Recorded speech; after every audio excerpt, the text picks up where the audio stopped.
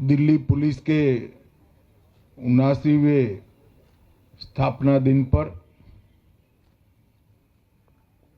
Parade में मेरे साथ उपस्थित श्रीमान श्री सतीश गोलचा जी, पुलिस आयुक्त दिल्ली पुलिस के उपस्थित सभी पूर्व पुलिस आयुक्त जिन्होंने शानदार परेड का प्रदर्शन किया है, दिल्ली पुलिस के मेरे प्यारे साथियों, दिल्ली पुलिस परिवार और दिल्ली के नगरजनों, आप सभी को दिल्ली पुलिस के 79वें स्थापना दिन की बहुत बहुत शुभकामनाएं देना चाहता हूं। मैं दिल्ली पुलिस ने अपनी स्थापना से ही शांति, सेवा और न्याय के संकल्प को हमेशा से चरितार्थ करने के लिए कोई कसर नहीं छोड़ी है। दिल्ली पुलिस का दायित्व, जिम्मेदारियां और इनके प्रदर्शन का औचित्य दिल्ली राजधानी होने के कारण हम सब जानते हैं कि पूरे देश के लिए महत्वपूर्ण है, क्योंकि दिल्ली का एक क्षेत्र एक शहर नहीं है, हमारे दिल की, देश की, लोकतंत्र की धड़कन है, देश के स्वाभिमान और अस्मिता का केंद्र है। और इसलिए राजधानी होने के नाते यहाँ की सुरक्षा का दायित्व सभी वैश्विक मानकों में उच्चतम होना बहुत जरूरी है। कई प्रकार की कूटनीतिक बैठकें, कई प्रकार के अंतर्राष्ट्रीय आयोजन, राष्ट्रीय पर्वों का आयोजन, महामहिम राष्ट्रपति महोदय का निवास, प्रधानमंत्री जी का कार्यालय और निवास, इस सभी को देखते हुए दिल्ली पुलिस की जिम्मेदारी बहुत बढ़ जाती है। मगर मुझे पूरा संतोष, आनंद और गर्व है कि दिल्ली पुलिस ने हमेशा अपनी जिम्मेदारी आगे रहते हुए प्रखरता और सफलता के साथ हमेशा के साथ निभाई है। आज दिल्ली पुलिस को और मजबूत करने के लिए स्पेशल सेल के इंटीग्रेटेड हेडक्वार्टर का शिलान्यास यहां पर हुआ है। लगभग 450 करोड़ की लागत से स्पेशल सेल के इंटीग्रेटेड हेडक्वार्टर जो बन रहा है, वो देश का सबसे आधुनिक, एक प्रकार से नारकोटिक्स और आतंकवाद को निपटने का सेंटर बनेगा। अत्याधुनिक indoor firing range, war room, cyber lab, प्रशिक्षण हॉल और कई प्रकार के आधुनिक उपकरणों से ये हेडक्वार्टर लैस होगा और पूरी देश की पुलिस के लिए एक आइडियल स्पेशल सेल हेडक्वार्टर बनकर उभरेगा, उसका मुझे पूरा विश्वास है। दिल्ली के स्पेशल सेल ने नशीले पदार्थों की सिंडिकेट, जाली भारतीय करेंसी नोट, जटिल साइबर अपराध, संगठित अपराध और न केवल दिल्ली, देश के कई महत्वपूर्ण आतंकवादी घटनाओं के जांच के अंदर सफल और महत्वपूर्ण भूमिका निभाई है। ये आधुनिक हेडक्वार्टर बनने से उनके दायित्व के निर्वहन के लिए उनको और सहूलियत सुलभ होगी, इसका मुझे विश्वास है। दिल्ली पुलिस की 10 नई परियोजनाओं का भी आज यहाँ पर शिलान्यास हुआ है। पुलिस फैमिलीज वेलफेयर सोसाइटी के स्टॉल का भी कुछ ही समय के अंदर आज लोकार्पण होगा। और आज सबसे महत्वपूर्ण बात, सेफ सिटी प्रोजेक्ट इसके पहले चरण का लोकार्पण करने का काम भी हुआ है। लगभग 857 करोड़ की लागत से आधुनिक इंटीग्रेटेड कमांड कंट्रोल, कम्युनिकेशन और कंप्यूटर सेंटर C4I दिल्ली की जनता को समर्पित किया जा रहा है। इसके साथ साथ 11 जिला स्तरीय C3I केंद्र और 75 स्थाना स्तरीय C2I इकाइयां भी इसके साथ एकीकृत होगी। 10,000 कैमरों से दिल्ली को जोड़ने के कार्यक्रम के प्रथम चरण में 2100 कैमरे भी लाइव जुड़ चुके हैं। दिल्ली में पहले से मौजूद 15,000 से ज्यादा कैमरे को भी इसके साथ जोड़ने का काम पूरा हो चुका है।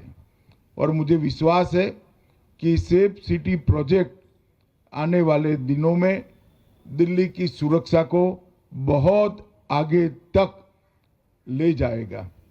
मित्रों, आज जब मैं यहाँ आया हूँ तब मैं दिल्ली के माध्यम से देश की जनता को ये बताना चाहता हूँ कि विगत 11 साल में प्रधानमंत्री नरेंद्र मोदी जी के नेतृत्व में देश ने कई सारे मकाम हासिल किए हैं।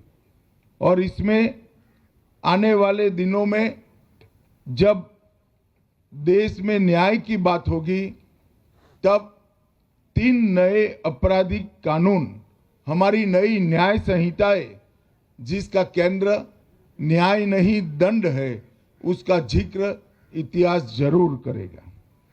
ये 3 आपराधिक नए कानून हमारे देश की जनता द्वारा चुनी गई संसद में पारित हुए हैं। अंग्रेजों द्वारा लगभग 150 साल पहले बनाए गए कानूनों को निरस्त कर अब न्याय केंद्रित न्याय प्रणाली हमने प्रस्तापित करने का काम किया है।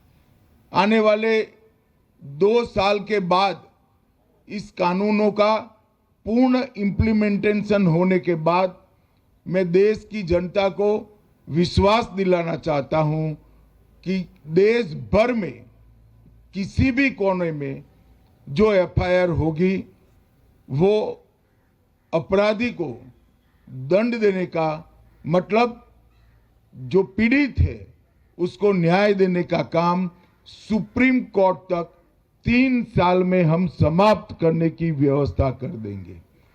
ये कानून के अंदर बच्चों और अपराधों के लिए, महिलाओं पर अपराधों के लिए एक अलग अध्याय जोड़ा गया है। EFIR और 0 FIR को कानूनी संबल दिया गया है। ICGS के तहत पुलिस, न्यायपालिका, फोरेंसिक साइंस, अभियोजन और कारागार, इस सभी को जोड़कर उनकी सेवाओं को ऑनलाइन करने का काम कर दिया है। छोटे अपराधों में दंड के रूप में सामुदायिक सेवाओं को पहली बार कानूनी जामा पहनाया गया है। 7 साल या अधिक सजा वाले मामलों में फोरेंसिक विजिट को अनिवार्य कर दिया गया है। देश के कानूनों में पहली बार आतंकवाद को परिभाषित किया गया है। देश छोड़कर भागे अपराधियों के लिए ट्रायल इन एब्सेंशिया की व्यवस्था की गई है। प्रोक्लेम्ड ऑफेंडर जिनके मामलों में सजा 10 वर्ष या उससे अधिक है, इस सभी के लिए ये व्यवस्था लागू होगी। घोषित अपराधियों की भारत के बाहर स्थित संपत्तियों को भी कुर्क और जब्त करने का प्रावधान किया गया है। डायरेक्टर ऑफ प्रोसिक्यूशन को उसको एक नए प्रकार से इस कानूनों में महत्व दिया गया है।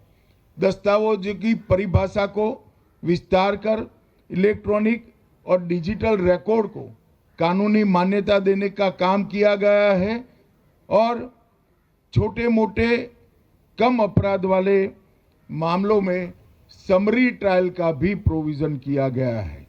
मित्रों, मैं मानता हूं कि इसके कंप्लीट इम्प्लीमेंटेशन के बाद दुनिया भर के क्रिमिनल जस्टिस सिस्टम के कानूनों में सबसे आधुनिक हमारी न्याय संहिताएं होगी। इसमें किसी को संशय रखने की जरूरत नहीं है। इससे न केवल देरी कम होगी, सजा का दर भी बढ़ाने में हमें बहुत बड़ा मदद मिलने वाला है। आने वाले दिनों में जब ये कानून पूर्ण रूप से लागू होंगे, हमारे देश का दोष सिद्धि का दर लगभग 75% से ऊपर 80% के ऊपर ले जाने में हमें सफलता मिलेगी।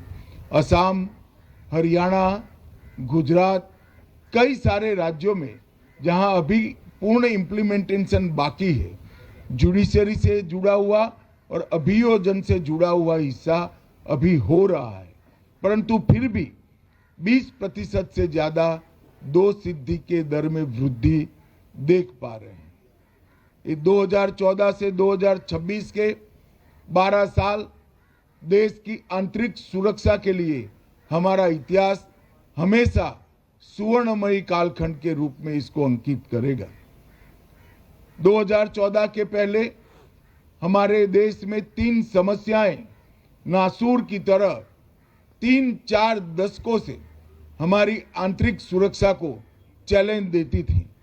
कश्मीर का क्षेत्र, पूरा नॉर्थ ईस्ट और कई राज्यों में 11 से राज्यों में फैला हुआ माओवादियों से पीड़ित क्षेत्र, ये तीनों क्षेत्र हमारी आंतरिक सुरक्षा को एक बहुत बड़ी चैलेंज देते थे। मगर मुझे पूरा आपको बताते हुए हर्ष हो रहा है कि धारा 370 के निरस्तीकरण के बाद कश्मीर, नॉर्थ ईस्ट और माओवादी क्षेत्र में हिंसा के आंकड़ों को हम 80% तक कम करने में सफल हुए हैं और वो दिन दूर नहीं है जब ये तीनों क्षेत्र पूर्णतया हिंसा से मुक्त हो जाएंगे। 11 राज्यों में फैला हुआ माओवादी आतंकवाद हमेशा से देश की आंतरिक सुरक्षा के लिए बहुत बड़ी चुनौती माना जाता था, मगर मुझे दिल्ली की जनता के माध्यम से देश को बताते हुए हर्ष हो रहा है कि हम माओवादी क्षेत्रों को हमेशा के लिए नक्सलवाद से मुक्त करने के बहुत नजदीक हैं। मैं देश की जनता को फिर से एक बार विश्वास दिलाना चाहता हूं, 31/3/2026 को पूरे देश को हम माओवादी हिंसा से मुक्त करने में सफल होंगे। हमारे सुरक्षा बलों की ये बहुत बड़ी सफलता है। उत्तर पूर्वी क्षेत्र में भी 10,000 से ज्यादा युवा हथियार डालकर मेन स्ट्रीम में लौटे हैं। 20 से ज्यादा शांति समझौतों के माध्यम से हमने उत्तर पूर्व में शांति प्रस्थापित करने के लिए बहुत बड़ा काम किया है। आने वाला समय हमारे लिए चुनौतियों के से मुक्त नहीं है। आने वाले समय में भारत सरकार के गृह मंत्रालय ने नारकोटिक्स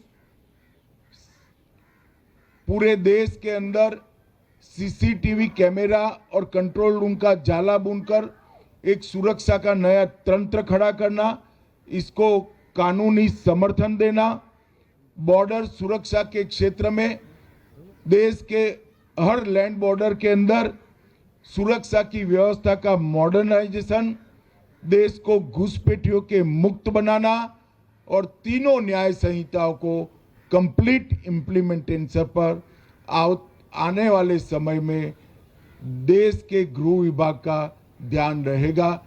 मुझे पूरा विश्वास है 2029 के पहले इस सभी समस्याओं को निपटने के लिए हम सफल होंगे।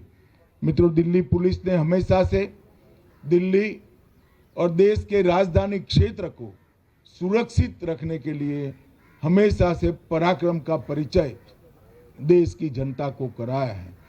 अनेक ऐसे मामले जो जटिल से जटिल थे, उसको निपटाने में दिल्ली पुलिस ने सफलता प्राप्त की है।